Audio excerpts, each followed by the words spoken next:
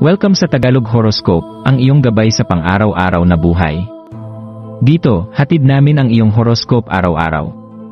Alamin kung ano ang naghihintay para sa iyo sa pag-ibig, trabaho, kalusugan, at swerte. Samahan kami para mas maunawaan mo ang mensahe ng universo para sa iyong araw. Huwag kalimutang mag-subscribe, i-like ang aming mga video, at i-share sa iyong mga kaibigan. Simulan natin ang araw ng may inspirasyon mula sa mga bituin.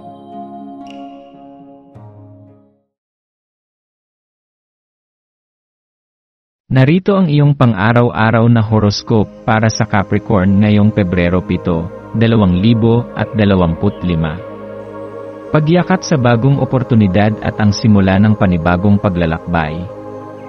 Habang bumabangon ka sa umaga ng Biyernes, Pebrero 7, may isang pakiramdam ng posibilidad na tila lumulutang sa hangin, isang hindi maipaliwanag na pakiramdam na may bagong oportunidad na naghihintay sa iyo, kahit hindi mo pa ito lubos na nakikita. Ang enerhiya ng araw na ito ay nagdadala ng malalim na pagninilay-nilay, isang paanyaya upang gamitin ang iyong likas na tiyaga at dedikasyon sa pag-aaral ng isang bagong kasanayan. Huwag mong maliitin ang kakayahan mong lumago at matuto, sapagkat nasa iyo ang kapangyarihang gawing kaliwanagan ang anumang pagkalito na maaaring bumalot sa iyong isipan. Bilang isang Capricorn, isa sa iyong pinakamalakas na katangian ay ang iyong kakayahang manatiling nakatuon sa iyong mga layunin kahit pa mahirap ang daan. Ang araw na ito ay nag-aalok sa iyo ng pagkakataong higit pang palawakin ang iyong kaalaman, palalimin ang iyong kasanayan, at patunayan sa iyong sarili na kahit ano pa ang hamon na dumating, kaya mong lampasan ito sa pamamagitan ng determinasyon. Maaaring ito na ang tamang oras upang subukan ang isang bagong larangan, matutunan ang isang bagong kakayahan, o bumuo ng bagong estratehiya na magpapalakas sa iyong mga pangarap. Ano ang matagal mo nang gustong matutunan ngunit lagi mong ipinagpapaliban? Anong aspeto ng iyong buhay ang sa tingin mo ay nangangailangan ng pagpapabuti? Ang araw na ito ay nagtutulak sa iyo na yakapin ang pagbabago, hindi bilang isang bagay na dapat katakutan, kundi bilang isang oportunidad upang maging mas mahusay at mas malakas. Ang hamon ng pagkalito at ang lakas ng pakikipag-ugnayan.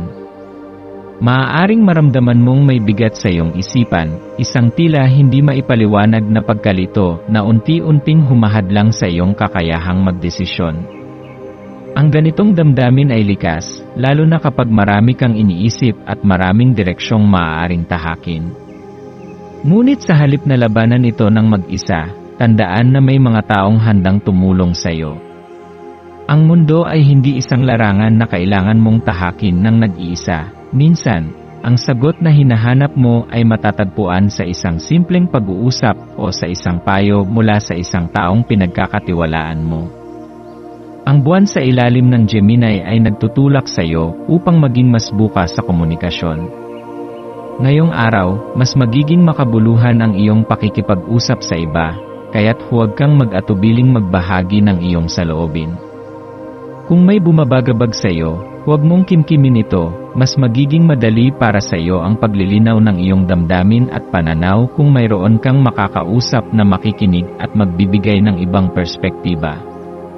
Kung may mga desisyong dapat gawin, huwag matakot na humingi ng opinyon sa iba. Ang pakikinig sa iba't ibang pananaw ay maaaring magbigay sa iyo ng mas malinaw na direksyon. Tandaan, ang katalinuhan ay hindi lamang nasusukat sa iyong sariling kaalaman, kundi pati na rin sa iyong kakayahang makinig at matuto mula sa iba. Pagtuklas ng bagong landas at ang kapangyarihan ng kuryosidad. Ngayong araw, binibigyan ka ng pagkakataon upang makawala sa iyong nakasanayang gawain. Ang enerhiya sa paligid mo ay nag-aanyaya sa iyo na subukan ang bago, mag-eksperimento, at tuklasin ang mga bagay na maaaring magbigay ng bagong sigla sa iyong buhay. Kung palagi kang sumusunod sa parehong routine, ito na marahil ang tamang oras upang subukan ang ibang pamamaraan. Ano ang isang bagay na palagi mong gustong gawin ngunit hindi mo pa nasisimulan? Ito ba ay isang bagong hobby, isang bagong paraan ng pagpapahayag ng iyong sarili, o isang bagong aspeto ng iyong buhay na nais mong tuklasin? Ang kuryosidad ay isang makapangyarihang sandata.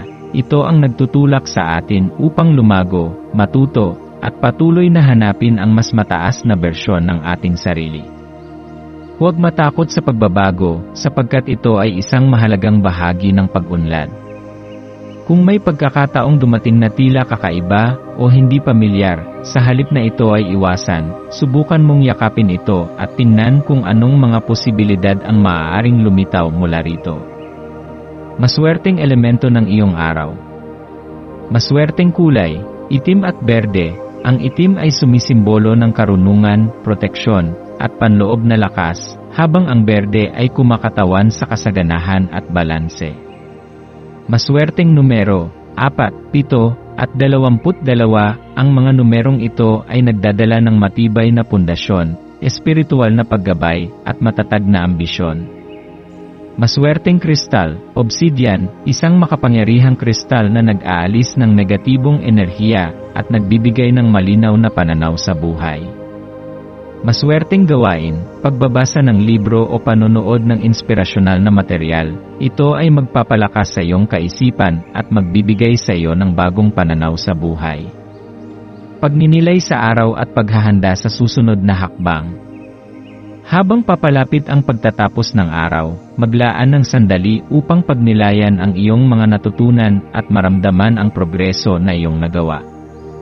Maaaring hindi mo palubos na nararamdaman ang epekto ng mga pagbabagong ito, ngunit tandaan na ang bawat hakbang na ginagawa mo ay nagdadala sa iyo ng mas mataas na antas ng kaalaman at pag-unlad.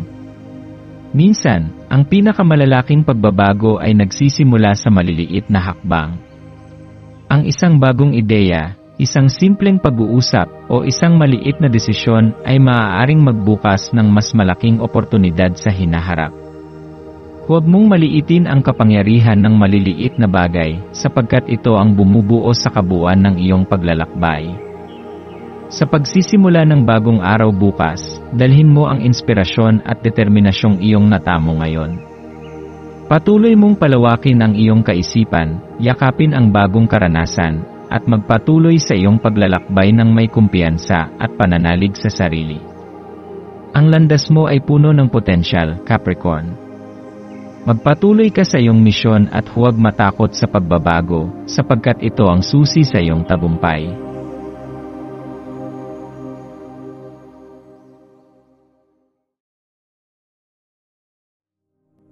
Tayo ay magkaroon ng kaunting sandali upang ipagdasal ang lahat ng mga dalangin ng ating mga subscribers, na sana'y matamo nila ang kanilang mga pinapangarap sa buhay, magandang trabaho, mabuting kalusugan, payapa at masayang pamumuhay, at siksik, liglig at umaapaw na biyaya at kayamanan.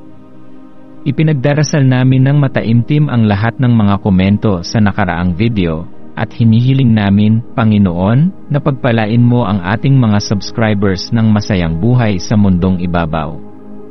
Maraming salamat po.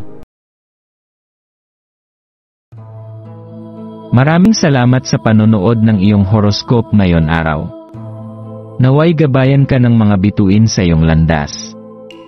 Huwag kalimutang mag-like, share, at subscribe para sa iba pang cosmic na kaalaman. Hanggang sa muli, manatiling konektado sa universo